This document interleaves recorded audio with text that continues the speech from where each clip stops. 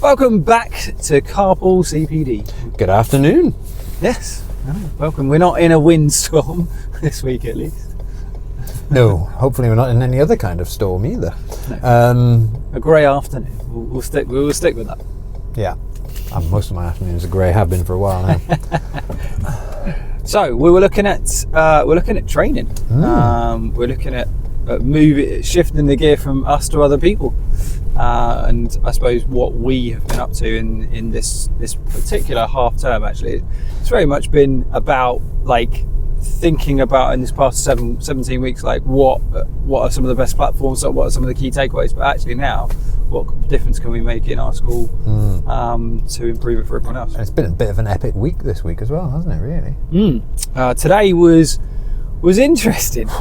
It was interesting. So we took the decision that we thought AI literacy is absolutely key, and that was actually something that Clara Lynn Hawkin posted about just today, based on one of their key training days that I noticed, in terms of we need to get that literacy to students in particular. So I even noticed this was in national news a few weeks ago in a school about them doing the literacy. So we thought, well, let's get it done for our students. And it wasn't the first one. We'd done a kind of 20-minute assembly, which I've written about and we've talked about many times, going, that's not enough. If that's what you think AI literacy is, you are kidding yourself on an epic scale. Like one 20-minute assembly or a thing at the start of the year and then done. It's not a tick box exercise, but this was the follow-up, wasn't it? And we've got at least one other session, which I think we probably would say still not quite as much as we would like, but it's a better start than we could have hoped for. No, it was a little bit stressful on occasion. It's always, when you've got so many moving parts, you have 270. We use Chromebooks, and that was our least preferred method. There was just, if we had computers, it would have been a lot less complicated, was the first thing. But there were so many moving parts meant that it would be slightly more challenging, and just getting students access that were only over 16 access to it adds another layer. So there's a few things that made it a little bit more challenging, and one of the big things was they all tried to log in onto an LLM at the same time, and the LLM just went no. There were some pipeline issues. There was some kind of like various different devices connected in various different ways. We had issues. So, I mean, I think our key takeaway is do not underestimate that there will be, if you're doing something like this, there will be huge technical issues, and just be prepared to roll. We were lucky, our tutors who ran the sessions, because we like what you did, the front facing student video, but the stuff that we prepared that they were able to deliver, they were able to then engage with, and even when the students couldn't always get it, they could show and demonstrate from the front, and then they really did get involved, and that was great. What was really fascinating, we did an exit ticket, and it was really interesting to see, because after all that, I was a little bit disheartened, to say that, to be honest, with getting things, and you try your best, you plan it all, and it's going to go wrong on occasion, and it felt like that. But actually, when you read the exit ticket, it actually came out really well. And not every student is going to have a fantastic knowledge, and they're not all going to be motivated to, and that is the thing, they've got to be motivated to want to understand this. But actually, out of 95 students that did complete that exit ticket, there was some fantastic knowledge in there. I was really, really, really, really pleased with how much they got an understanding for even AI hallucinations was one of the key things. Sorry, I'm just to interject. One of the things that I did click through was that several of the staff were going like, we thought it was really interesting. Yeah, we had a number of comments from staff that they learned something. So that was always what our hope, wasn't it? Actually, that they were going to learn at the same time as us. But just for context, we're kind of in this situation where we haven't actually done any formal AI literacy training with staff. We've gone with why have we gone with the sixth form? I think the sixth form are out there using it. They are actively using it. There's some survey that's suggesting up to 99% have used it, and 92% are using it regularly. So our own internal survey indicated at least a third of them are using it regularly, and that was a while back. And actually talking to tutors in their open discussions, which was one of the things I would say, if you're going to do this, don't really, I felt like I probably scripted too much. I would have given a bit more flexibility to the tutors, which they just took because of the AI that went wrong. I know one of the tutors just had some nice discussions about how they're using it, and so that was definitely something to put in. But yeah, it was positive. I was really pleased, and actually it encourages me and ourselves to do more. It's definitely do more. Yeah, and I think the takeaway is, like, firstly, have about 3 different plans. I mean, we talked about having a paper-based plan, but I think maybe we need to think less about them directly interfacing, but we wanted them to just see what happens. Have 2 side-by-side prompts doing exactly the same thing and getting different results with the same technology and the same input, just to show the kids like the inherent instability of the algorithm, that actually there's not, that I think was that was the one of the biggest takeaways that we wanted them to get, and that's the biggest takeaway they got. Was it's stark and surprising that this is not what they think it is. And there was definitely a number of them realised that they need to effectively prompt better. So it was 2 of the things that came out that we wanted was don't trust it.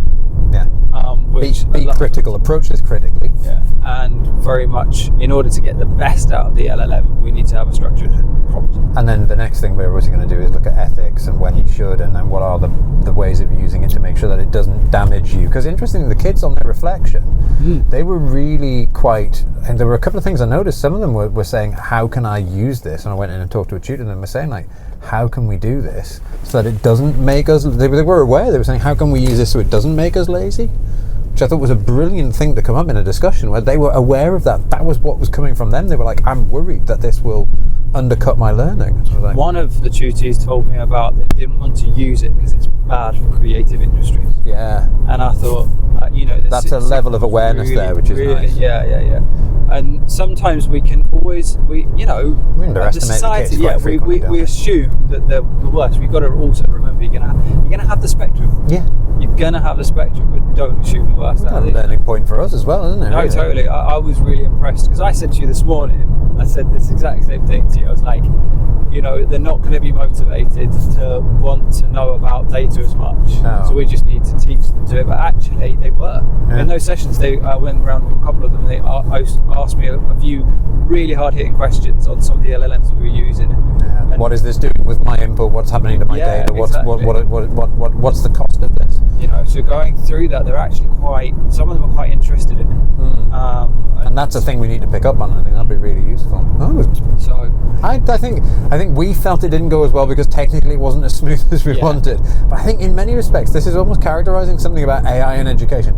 We have to stop holding on to some weird endpoint goal that we think this is what it will look like and it can only look like this. And just because it doesn't go 100% right doesn't mean those kids aren't taking away something from it. Or that idea go back and do it again. Well, it's more the rightness, isn't it? What does right equal? We have to reframe what that means. And if engaging in the discussion and looking at different things about it is what we want from them, and they do that, that's perfect.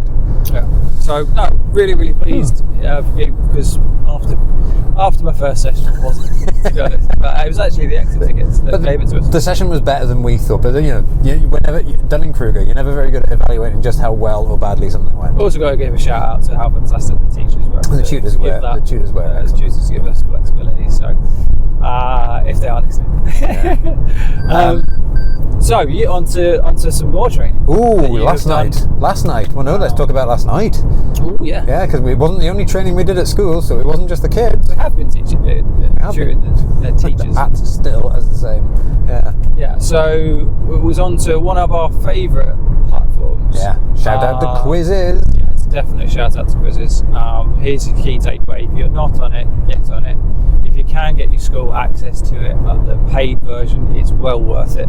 100%. You go for it, mate. It was your baby yesterday, I'd say. We were presenting on our action research, so we were just talking about how we were using this to sort of facilitate knowledge checking, and then we just let people play.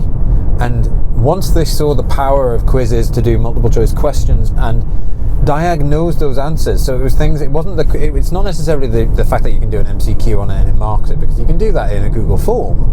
It was the fact that it had that gamification, but then you could see the misconceptions. So the way that the quizzes reports, absolutely, that was the thing that hooked people. And then they started looking at all the different game dynamics that were in there, the different kinds of questions they can ask.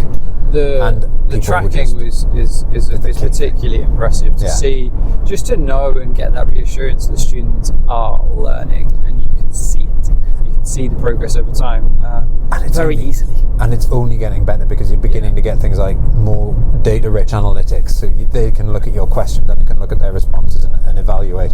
It's getting actually quite good at evaluating open-ended responses against a rubric in the same way that other marking platforms are doing. So it's beginning to integrate little bits of all the best things that are out there. But the teachers were really enthusiastic about that platform, and that's what is really positive about something like that. You walk away with that assurance that we know it's a good product, we know it's effective, and people are signing up to it. And more importantly, we know that has a positive impact on learning because it's doing things that there's a body of research behind. It's retrieval practice, it's working memory, multiple choice questions for working on that easily retrievable information, and for certain parts of you, so it's not a panacea for everything that you've got, but for certain key components of learning, it has really powerful effect factors that are backed with by research. What you've talked about for me is the thing that I really want to spend time when I feel like I have more time. I was on my 1-3 this week.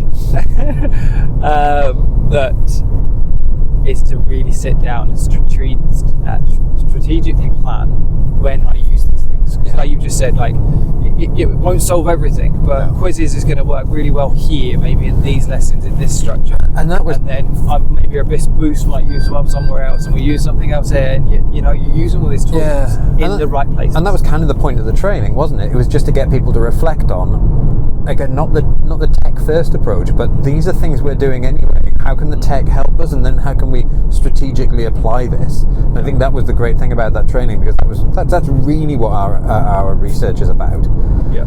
And it just happens to be that this platform is an excellent one for doing this, and it was just great to see people kind of see, not specifically the AI component of it, because they didn't really, but they just saw that ed tech component and were like, right, I know here's a tool that can actually accelerate what we do and amplify the effect that we have. Yeah. So a couple of really good things, and then last but not least, you at the start, we're going back in time, a few weeks ago, you spent some time with some leaders. This has been a bit of a kind of this whole half term has had quite a lot in it in terms of training, because I've trained 2 sets of leadership groups, and I'm under my second set of SEND coordinators and another school in the last 5 weeks. I wonder why I'm tired. So it's been really interesting, like opening up again. I think that seeing what the students, how they reacted, was very similar to how like all the teachers that we've worked with, I think, have reacted when they've seen this. Like open-minded, questioning, critically evaluating it. They don't look at it as either that they're not immediately pushing it away or immediately embracing it. They're approaching it thoughtfully, but they're identifying like where the huge benefits are, and I think people are critically aware. And that whole point about the training that I was developing was, it's like looking at, okay, where can you use it? Where can you use this as a real lever to accelerate your own practice, remove some of the pain points that you have that don't require your close attention and thought, but just need doing. But then how can you use this as a thinking partner, and then how can we start thinking about the impact it's going to have on education more broadly, and just starting those discussions. They were really impressive. It's a great one for a thinking partner. Always, that's one of my favourite ones, is that if I have time to think, it's a great one for a thinking partner, which is ironic, because we go back to that thing, and if we just say it ourselves, what did we say earlier? Students were asking, how do we make sure we're not being lazy? Well, you are. Yeah. That's one of the solutions. Use it to help you think. Get it to ask you questions. Don't just accept its answers. Use it in that dialogic mode, because you don't always have somebody there to hand, whereas actually you now have something that can reflect your thoughts back. And it doesn't mean always default to it. Sometimes go and find, if you can find a person, find them. Do what we're doing. Yeah. Not the podcast bit, obviously. I mean, you can. But what do you think is what do you think in terms of separately from training students, training teachers, what's the difference between training leaders? Leaders have a different perspective, and it's interesting. I think the more abstracted away from the front line of education you are, the more you've got all of these other pressures on, the less I think sometimes the less the granular awareness of what this impact has on the classroom can be. Well, they're further away from the classroom, so that would make sense. But then once they see it, because they've all been teachers, they recognise what's going to go on. So they firstly, there's two things. They recognise the benefit it can have for them in their very specific roles, particularly doing things like wading through documents, looking at implications of this and that, using it as a thinking partner, which I think is an ideal tool for leadership. But then it's that suddenly that stark realisation of this is in the pockets of the students that they have in their schools. Suddenly they go, oh right, so we need to rethink things. So it's just interesting that I think you still have the same kind of moments and the same kind of thoughts occur in both groups, but they obviously are context specific. And it's interesting seeing that what will be the effect on learning coming from the people who are there orchestrating that. And and it's interesting seeing, because kids ask that same question, what will be the effect on learning, which I think was brilliant to see kids asking that question. And it's brilliant to see teachers and educational leaders asking that question, because that's what we need to be thinking. What is going to be the effect on learning?